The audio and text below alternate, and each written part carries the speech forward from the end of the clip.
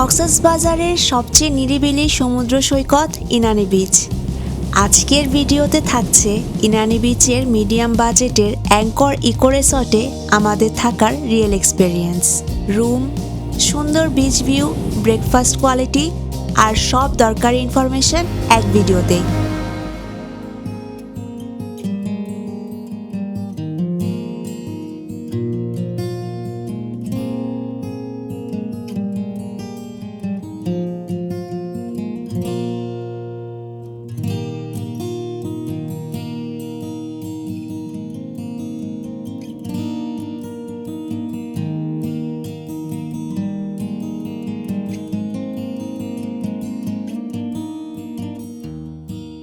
Generally ওদের check in হয় 2টার সময়, বাট আমাদের রুম নাকি ফাঁকা হয়ে গেছে, তাই আমাদেরকে এখন চেক ইন দিয়ে দিল। মানে এখন বাজে 11:30।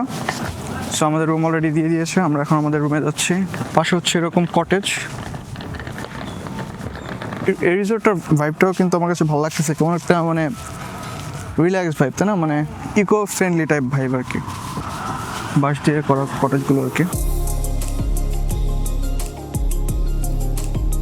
আমরা এখন চেক ইন করে আমাদের রুমে চলে আসলাম। সো ফার্স্টে এই রুমটা হচ্ছে একটা cottage room, premium executive cottage.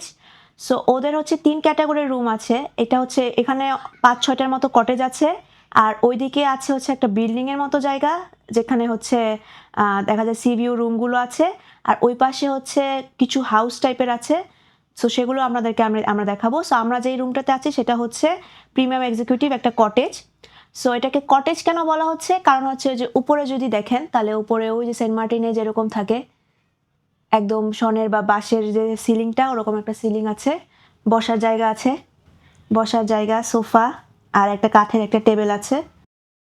এখানে একটা সুন্দর একটা ড্রেসিং টেবিল আছে, পাশে আবার আরেকটা টিভি আছে, একটা স্ট্যান্ড আছে, এখানে চা কফি অথবা জিনিসপত্র রাখার একটা জায়গা আছে। এটার পিছনের যে সিলিংয়ের ডিজাইনটা, এটাও খুবই মডার্নভাবে করা।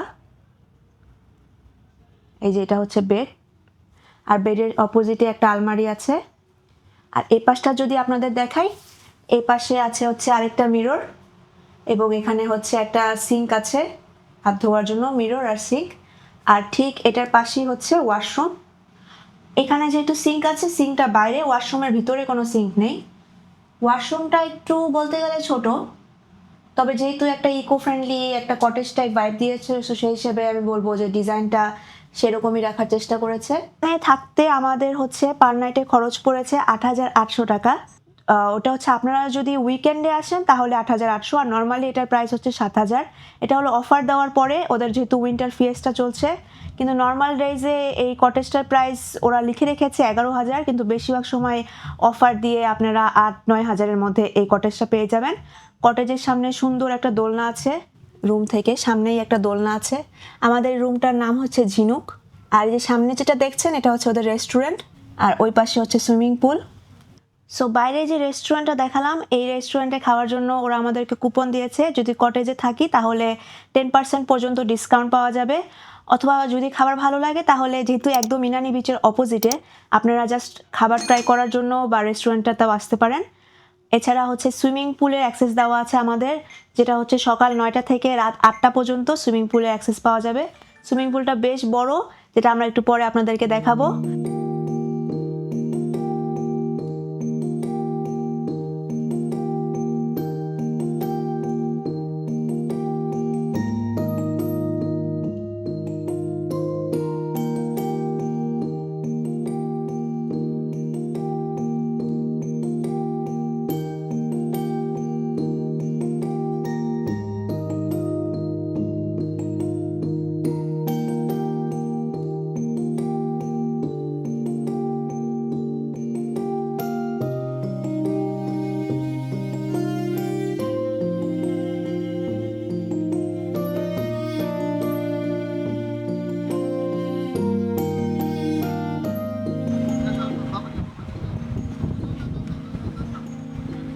ঠিক সুইমিং পুলের অপোজিটে অনেকগুলো কটেজ আছে, এগুলোকে বলা হয় অ্যাঙ্কর হাউস। আর এইখানে হচ্ছে অনেকগুলো সি ভিউ কয়েকটা রুম আছে, একতলা দোতলা করে। এই রুমগুলোর প্রাইস পড়বে অলমোস্ট 5 থেকে 6 হাজারের মতো। এর মধ্যে বিভিন্ন টাইপের রুম আছে, টুইন রুম আছে, তারপরে সিঙ্গেল রুম আছে, ফ্যামিলি রুম আছে। আর ওইদিকে হচ্ছে ওইগুলোকে বলা হয় কটেজ হাউস। ওখানে কতগুলো কটেজ হাউস আছে। এগুলো আমাদের যে কটেজগুলো এগুলোর মতোই, কিন্তু আর্কিটেকচারটা একটু ডিফারেন্ট, এটার প্রাইসটা একটু বেশি। আজকে উইকেন্ডে থাকতে হলে আমাদেরটা যেরকম 8,800 পড়েছে, এটা পড়তো 9,600, অলমোস্ট 1,000 টাকার মতো বেশি। বাট আমরা খালি পাইনি দেখে এখানে থাকতে পারিনি। ওদের এখানে 7টা কটেজ আছে। কটেজের সামনে ভিউগুলো একটু ডিফারেন্ট। মালদ্বীপসে আমরা যেরকম ওয়াটার ভিলাগুলো দেখি ওই স্টাইলে করা, খুবই সুন্দর। এটা হচ্ছে ওদের সুইমিং পুল। সুইমিং পুল পুরোপুরি কমপ্লিমেন্টারি। এখন যেহেতু নিউ ইয়ারের জন্য সব কিছু ফুললি বুকড, তবে আপনারা অন্য সিজনে আসলে ডেফিনেটলি এখানে খালি পাবেন। আর একদম ইনানির ঠিক অপোজিটে এই রিসোর্টটা। এটা ওদের রিসেপশন এরিয়া। এদিকে হচ্ছে ওই যে আমাদের কটেজগুলো। আমাদের কটেজগুলো থেকে যে রেস্টুরেন্টের ভিউ পাওয়া যায়, আর ওই পাশের ওই এগুলো থেকে ইনানি বিচের একটা ভিউ পাওয়া যায়।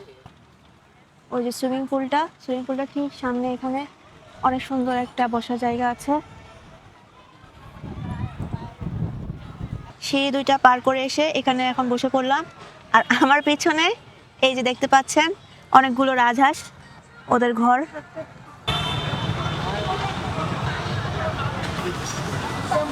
হেঁটে চলে যাবো ইনানি বিচে। এই রিসোর্টটা কিন্তু ঠিক বেওয়াচ যে ভিউটা পায় সেই ভিউটাই পাচ্ছে।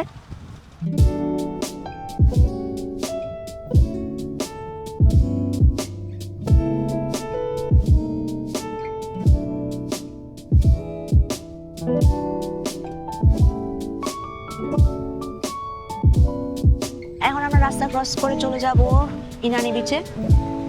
এই যে এখানে অ্যাঙ্করের একটা স্টেশন করা আছে, এদিক দিয়ে নামা যাবে। ওভারঅল আজকের ওয়েদারটা খুবই সুন্দর।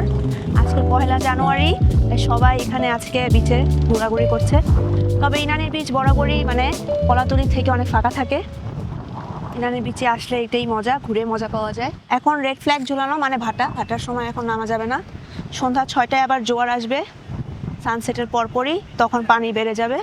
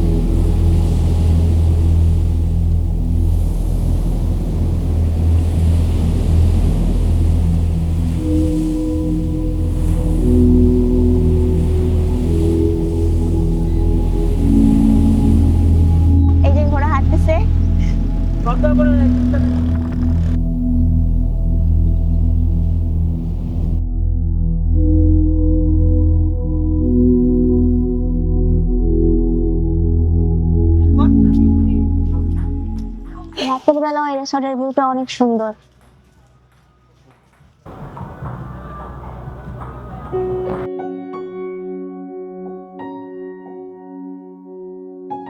আমরা খাবার খাওয়ার জন্য যাচ্ছি। এই যে আমরা খাবার খাওয়ার জন্য ওই দিক দিয়ে যাব, মেন এন্ট্রেন্স দিয়ে, কারণ ওখান দিয়ে উঠলে বেশি সুন্দর দেখা যাবে ভিউটা। ওশেন কিচেন, যেটা অ্যাঙ্কর রিসোর্টেরই ভিতর দিয়েও যাওয়া যায়, বাট সামনে দিয়ে গেলে আর কি ওদের রেস্টুরেন্টের সুন্দর একটা ভিউ পাওয়া যাবে আর কি। উইচ ইজ সেফ, কারণ রাতের বেলা যদি আমরা খাবার শেষ করতে করতে বেশি রাত হয়ে যায়, তাহলে আমরা ভিতর দিয়ে নেমে চলে যেতে পারবো, মেন রোডে আর আসা লাগবে না। ভেতর দিয়ে হেঁটেই আমরা চলে যাব আমাদের কটেজে। ওশেন কিচেন দেখা যাচ্ছে। এখানে আমরা এখন বসবো, বসে খাবো। উপরেও বসার জায়গা আছে মনে হয়। সেম অ্যাঙ্করের মতোই ডিজাইন। এই যে এখানে মাছ রেখে দিয়েছে, সব টাইপের মাছ এখানে আছে, লাইফ ফ্রেশ। এই যে এখানে বাচ্চাদের খেলার একটা প্লেগ্রাউন্ড আছে, রাতের বেলা খেলাধুলা করতেছে শীতের মধ্যে। এই যে রাতের বেলার এই কটেজগুলোর ভিউ, কটেজগুলো থেকে অ্যাকচুয়ালি ওশানের ভিউ পাওয়া যায় না, এখান থেকে রেস্টুরেন্টের ভিউটাই পাওয়া যায়। কিন্তু রাতের বেলা লাইট জ্বালানোর ফলে এই কটেজগুলো অনেক সুন্দর দেখা যাচ্ছে।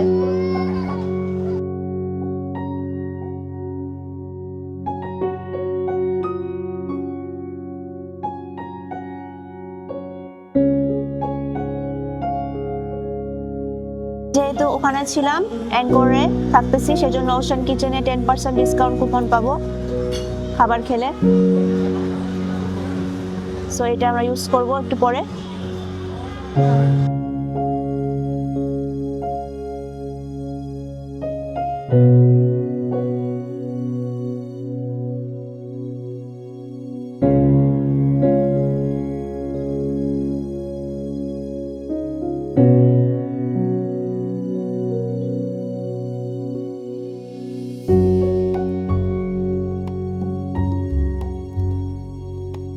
আজকে একটা মজার জিনিস হলো, আমি সবসময় মুরগি খাই আর রুমে সবসময় মাছ খাই। আমার আজকে রুমের মুরগি অর্ডার দিছে। মুরগি তো মুরগি, তুমি না মুরগি পছন্দ করো না? মুরগি খাওয়ার জন্য রুমেল আমাদের যদি ব্লগ দেখে থাকেন তাহলে মালয়েশিয়ায় গিয়ে বলছে যে আমি হচ্ছে মালয়েশিয়ার সি ফুডের ওখানে গিয়েও মুরগি খাইছি। আর এখানে ইনানি বিচ দেখা যাচ্ছে, এই যে দেখেন অনেক সুন্দর এই রেস্টুরেন্টটা। খাবার কেমন সেটা আমরা খেয়ে তারপরে আপনাদেরকে জানাবো যে আজকে খাবার কেমন গেল।